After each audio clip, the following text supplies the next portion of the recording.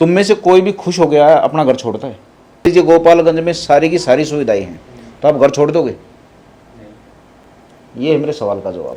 वोटों से गद्दियों पे बैठे रहेंगे, वो ये आवाज क्यों नहीं उठा रहे? हिंदू जो नेता हैं, जो हिंदुओं के मटासे मारे अंडे हैं, जो ना कहूँ भाई मैं हिंदूवादी नेता हूँ, हम ही हिंदू को बचाएंगे, हिंदू खतरे में हम ही बचाएंगे, वो नहीं बचा रहे हिंदुओं को।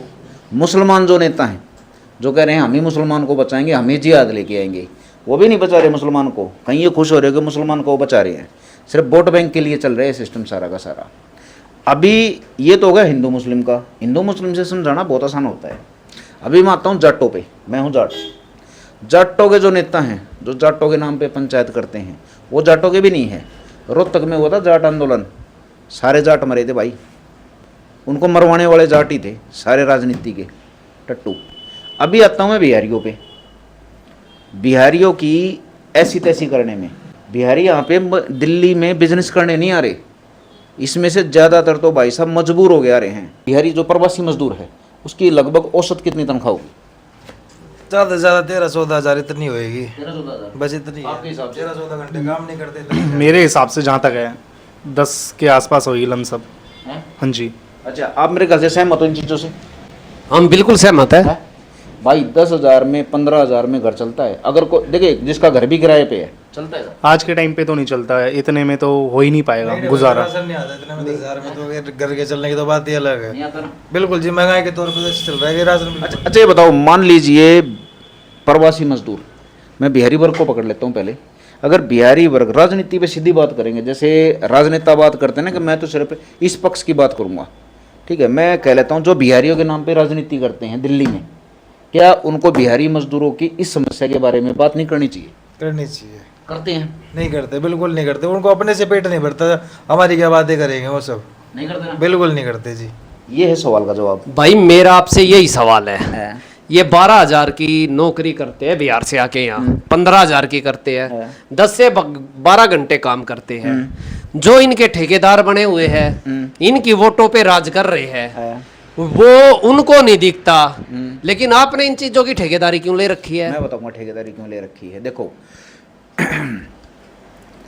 हिंदू के नाम पे जो राजनीति करते हैं, ना वो हिंदू के हैं ना मुस्लिम के हैं, ठीक है, सबके बता रहा हूँ मैं आपको अलग से। प्रवासी के नाम पे करते हैं, ना वो प्रवासी के हैं। बिहारी के नाम पे करते हैं, ना वो बिहारी के। अब आता हूँ ठेकेदारी पे। मैं ठेकेदारी नहीं ले रहा किसी की, एक सच्चाई है, मैं सिर्फ सच्चाई बता रहा हूँ। सच्चाई भाई साहब सबको अच्छी नहीं लग सकती किसी भी तरीके से। ये सारे ना जवान बैठे हैं, पढ़े लिखे, ये मेरे से भी ज़्यादा पढ़े लिखे हैं।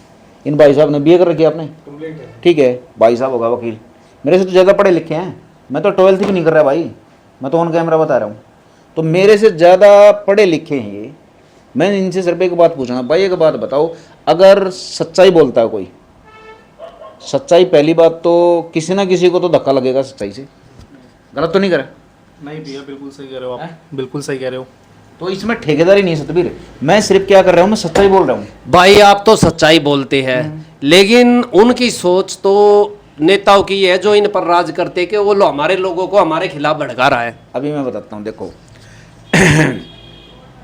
बिहारियों में क्या है कि पहली बात तो बिहारी को कोई जाति समझ रहा है। हरियाणवी को हरियाणवी कहते हैं, महाराष्ट्री को महाराष्ट्रन कहते हैं ना भाई, तमिल को तेलुगु को इनको इनके राज्य के नाम से बुलाते हैं ना, बुलाते हैं। बिहारी कोई अपमानजनक शब्द है ही नहीं, पहली बात तो। दूसरा क्या है कि बिहारी में ना खाली वो बिहारी नहीं है जिसको ज़रूरत है या जो पीड़ित है, इसमें से वो वर्ग भी है जो राजनीति करता है। तो अब उसको करना तो कुछ नहीं, सिर्फ राजनीति करनी है। लेकिन उसने देखा मेरे वोट बैंक पे रविंद्र डबास हाथ मार रहा है, सतबीर कटारिया हाथ मार रहा है, या ये भाई बात कर रहे हैं सच्चाई में, तो सच्चाई से तो इनकी राजनीति खंडगी ना, खत्म होगी। तो ये क्या कर रहे हैं, ये फिर ये दिखा रहेगा यार ये है ना राष्ट्रवाद फैला रहे हैं। ये अगर बिहारियों की बात कर रहे हैं तो राष्ट्रवाद फैला रहे हैं, लेकिन इनडायरेक्ट तरीके से वो क्या कह रहे हैं कि अगर बिहारियों के बारे में बात करेंगे तो हम करेंगे, किसी के पास कॉपीराइट नहीं है। ये भाई दिल्ली में जो भी अवैध कॉलोनियां कट रही है उसमें सबसे ज्यादा पीड़ित बिहारी होता है। उनकी आवाज जो ये इनके ठेकेदार बने बैठे हैं जब वो कॉलोनी कटती है या ये बिहार से आया हुआ आदमी अपनी मजदूरी कर करके एक एक पैसा कमा के वहां लगाता है, जब वहां मकान बनते हैं ना तो वो भाई पुलिस को दिखता, ना वो डीडीए को दिखता, ना वो एमसीडी को दिखता, ना वो डीएम को दिखता, ना वो एसडीएम को दिखता। सीधा तरीका लेकिन जब उसको जब बन के तैयार हो जाते और रहने लग जाते, जब सारे विभागों को दिख जाता है ये जो धर्म के ठेकेदार बन रहे हैं और इनके ठेकेदार बन रहे हैं, ये उस समय भी इनके साथ नहीं आते। मैं आपको सीधा सा एक पॉइंट बताता हूँ आपको। लोहे को अगर काटना है, सारे बताइए भाई, लोहे को काटना है तो किस चीज़ से काटोगे? लोहे से कटेगा। बिहारी वहाँ से आता है अपने घर से। कई गांव तो ऐसे पड़े हैं भाई साहब, मेरे पास वहाँ के बिहारियों ने खुद सोशल मीडिया पे जानकारी दी है, मैं प्रूफ के साथ दे सकता हूँ। अगर उनके घर में कोई छान डालनी हो, छान छप्पर समझते हो ना, छप्पर डालने के लिए आदमी पूरे नहीं पड़ते पलायन की, क्योंकि यहाँ हो कई घर खाली पड़े हैं, उनमें कई सालों से कोई आदमी नहीं गया है, बड़े बड़े घर पड़े हैं वहाँ पे। लेकिन उनके मालिक क्या है, उनके मालिक यहाँ पे 8-8, 10-10 हज़ार की नौकरी कर रहे हैं, परिवार समेत पड़े हैं बेचारे। कईयों ने क्या कर रखा है, वहाँ के खेत बेच दिए यहाँ पे 20 गज का प्लॉट लेने के लिए, और 20 गज के प्लॉट पे भाई साहब कोई कब्जा करके बैठा है, हरियाणा का, कोई यूपी का, कोई खुद बिहारी बैठा है, कोई एमएलए पार्षद लेके बैठा है उसको। अब ये बताइए उस पीड़ित के लिए वो है तो बिहारी।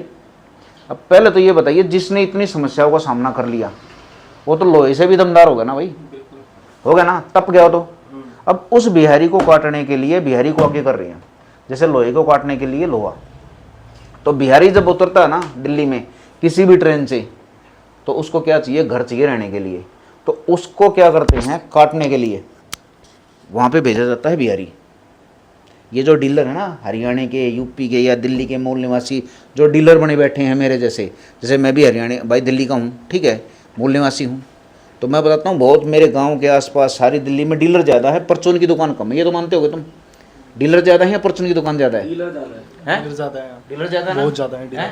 पार्ले का पैकेट लोगे तो परचून की दुकान पे जाना पड़ेगा। प्लॉट लेना हो तो घर पे आएंगे ना घर पे, बिल्कुल आएंगे। ठीक है। तो अभी क्या करते हैं, वो उनको फांसने के लिए वहीं पहुंच जाते हैं। वहाँ से भाई उनको किराए के कमरे पे लेके आएंगे, खाने पीने को देंगे, काम देंगे, धंधा देंगे, 500 रुपये 1000 रुपये में प्लॉट दे देंगे, लोन दे देंगे। अब लोन पे सुन ले मेरी बात, लोन का पता है आपको भाई? एक बात बताइए, एजुकेशन लोन अगर लेना हो नहीं मिलेगा। कितनी जटिल होगी? पहले तो एग्जाम क्लियर करना पड़ेगा, एग्जाम क्लियर करने के बाद भी फिर आगे से वेरीफाई होगा, डॉक्यूमेंट वेरीफाई होंगे, फिर उसके बाद आगे जो लोन वाले बैठे रहते हैं वो भी उसमें से कमीशन लेंगे, गारंटर भी होंगे। हाँ गारंटर भी होंगे। फिर वो पैसा मान लो 1 लाख रुपए का लोन है, वो कट कुटा के हमारे पास आएगा। हो गया। अभी सुनो, विद्यार्थी के लिए लोन नहीं है, सिर्फ पॉलिसी है सरकार के पास। लेकिन एक बिहारी मजदूर समझो जिसके पास उसका आधार कार्ड भी नहीं है, कई बार तो सिर्फ वो उतरा है दिल्ली में, उसके लिए यहाँ प्लॉट पे लोन है, और उस खेत में लोन है जिस खेतों में जिस जमींदार का खेत है ना, उसके लिए सरकार के पास लोन नहीं है। मतलब 1 एकड़, अगर आपकी 5 एकड़ ज़मीन भी है दिल्ली में, 1 एकड़ भी है, 1 एकड़ में लगभग 5000 गज होते हैं, तो आपको लोन नहीं मिलेगा। सरकार के पास लोन नहीं है ज़मींदार के लिए। लेकिन अगर उसी में आप अवैध कॉलोनी काट रहे हो तो ये प्राइवेट डीलर बैठ के लोन देते हैं, बाकायदा बैंकों से लोन करवा रहे हैं, गैर कानूनी प्लॉट के लिए लोन हो रहे हैं। और वो लोन किसको मिल रहा है? वो जो बिहार से है पब्लिक आई है उनको, उसको भी हाँ, उसके नाम पे उस लोन को तो डीलर रख लेते हैं जो दलाल होते हैं। मैं भड़वे बोलता हूँ इनको। देखिए एजेंट, कमीशन ये अलग चीज़ है, पढ़ी लिखी भाषा में बताता हूँ। उसके बाद आ जाता है ये दल्ले, गाड़ी नहीं होती है ये, एक ये होता है कि कितना गिर सकता आदमी, फिर होता है भड़वा। भड़वा वो होता है जो मतलब कि किसी भी मजबूरी का फ़ायदा उठाई। देखिए बिजनेस होता है, 2 रुपये आप कमा रहे हो, 1 रुपया मैं कमा रहा हूँ, वो चल जाएंगी चीज़ें। लेकिन एक बात बताओ, जो बेचारा अपनी 12-12, 18-18 घंटे काम कर रहा है, क्या उसको लूटना सही है आपके हिसाब से? है बिल्कुल नहीं है। समझे बात मेरी आप? तो मेरी लड़ाई है इसके खिलाफ।